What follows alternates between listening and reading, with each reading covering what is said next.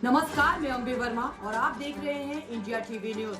तो चलिए आगे बढ़ते हैं कुछ खास खबरों की ओर। जन विकास यात्रा नहीं, संपत्ति बचाओ विकास यात्रा है। जेडीयू प्रवक्ता हेमराज के राम का बड़ा बयान। बिहार के पूर्व उप मुख्यमंत्री तेजस्वी यादव की जन विकास यात्रा को बताया संपत्ति विकास यात्रा। कहा वे अब बेरोजगार हो गए हैं। इंडिया टीवी न्यूज के लिए विशाल वैभव की विशेष रिपोर्ट पटना से।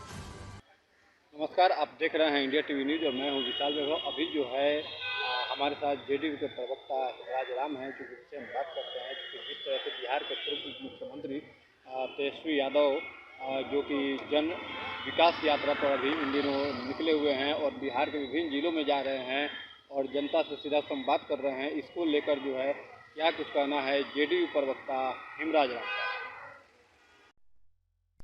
सर, इन दिनों बिहार के पूर्व उप मुख्यमंत्री तेजस्वी यादव जो है जन विकास यात्रा पर निकले हुए हैं सर, और आज उन्होंने कहा भी है कि माई बाप मेरे साथ हैं। क्या कुछ कहेंगे सर? देखिए, दरअसल तेजस्वी जी बेरोजगार, अब कोई काम धंधा बच नहीं रहा है और इधर जो है तरह तरह की जांच चल रही, तो इसको लेकर के उससे पहले ये अपना फील्ड में निकल गए और इनका यात्रा जो है जन विश्वास यात्रा नहीं है, बल्कि संपत्ति बचाओ विश्वास यात्रा है। और यात्रा के दौरान ही इनके संपत्ति का खुलासा भी होगा। आगे तो मैं यही कहूंगा कि जब जब चुनाव नजदीक होता है इनको यात्रा सूझने लगता है, बाकी समय में यात्रा दिखाई नहीं पड़ता। अभी सदन चल रहा है, सदन में इनको जवाब देना चाहिए, सदन में इनको अपनी बातें रखनी चाहिए उपस्थित होकर के, क्योंकि ये जनप्रतिनिधि हैं, जनता के प्रति जवाबदेह हैं। तो ये सब छोड़ छाड़ करके फील्ड में निकल गए संपत्ति बचाओ यात्रा के क्रम।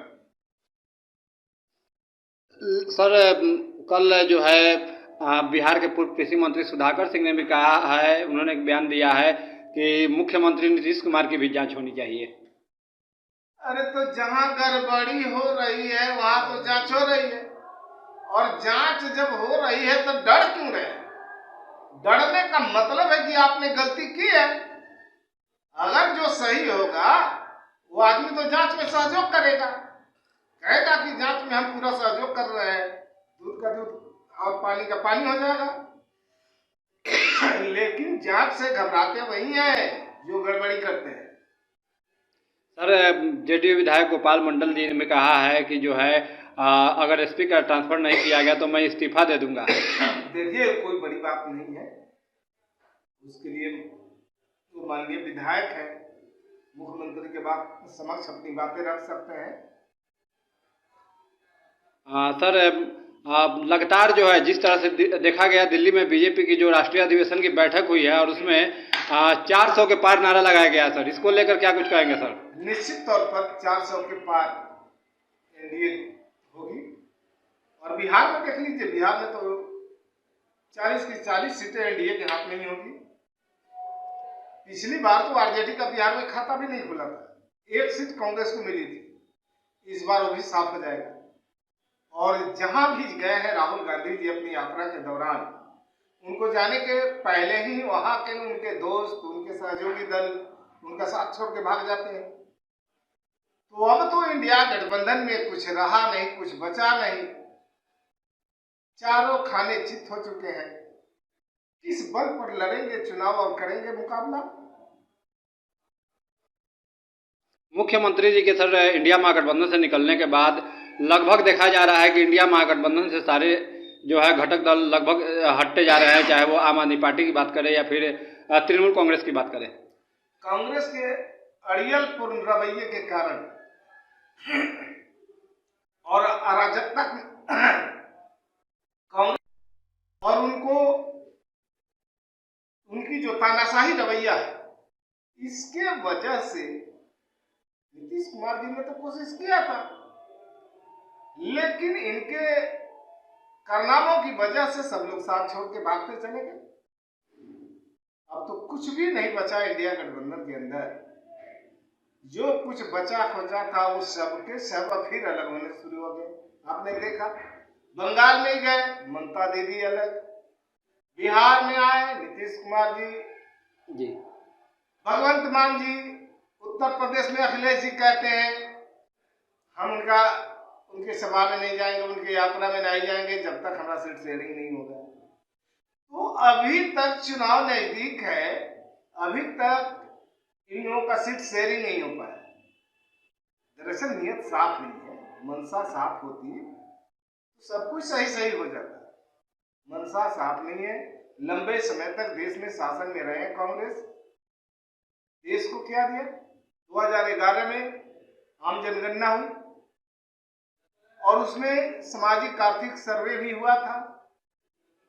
क्या उसका प्रकाशन हो पाया? 14 तक तो कांग्रेस शासन में रही।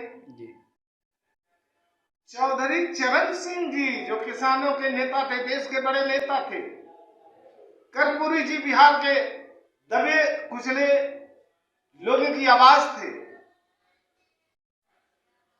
और इन लोगों को कांग्रेस लंबे समय तक शासन में रहा देश में, लेकिन इनको भारत रत्न नहीं दिया। दिया कौन? मोदी जी ने दिया अपने शासन काल में। उन महानुभावों को जो है मरणोपरांत भारत रत्न की उपाधि दी, तो उनके अनुयायियों में तो खुशी होगी, उनके अनुयायियों में मोदी जी के प्रति विश्वास बढ़ेगा ही। तो एनडीए को कोई दिक्कत नहीं है 400 पार करने में। धन्यवाद सर। जैसा कि आपने सुना जेडीयू प्रवक्ता हेमराज राम को, उन्होंने सीधा रूप से कहा कि जो है ये जन विकास यात्रा नहीं, ये संपत्ति बचाओ विकास यात्रा है। और उनका सीधा रूप से कहना था कि जो है तेजस्वी यादव जो है अब बेरोजगार हो गए हैं और उनको कुछ काम बचा नहीं है। जब ऐसे में जब विधानसभा सदन चल रहा है तो उन्हें सदन में रहकर जनता की मुद्दा को उठाना चाहिए, तो वो यात्रा करने निकल पड़े हैं। तो बने रहिए तमाम खबरों के लिए इंडिया टीवी न्यूज़ के साथ। इंडिया टीवी न्यूज़ के लिए विशाल वैभव, पटना। ताज़ा खबरों से जुड़े रहने के लिए हमारे चैनल को सब्सक्राइब करें और बेल आइकन को दबाना ना भूलें, ताकि हर खबर की नोटिफिकेशन आपको मिलती रहे।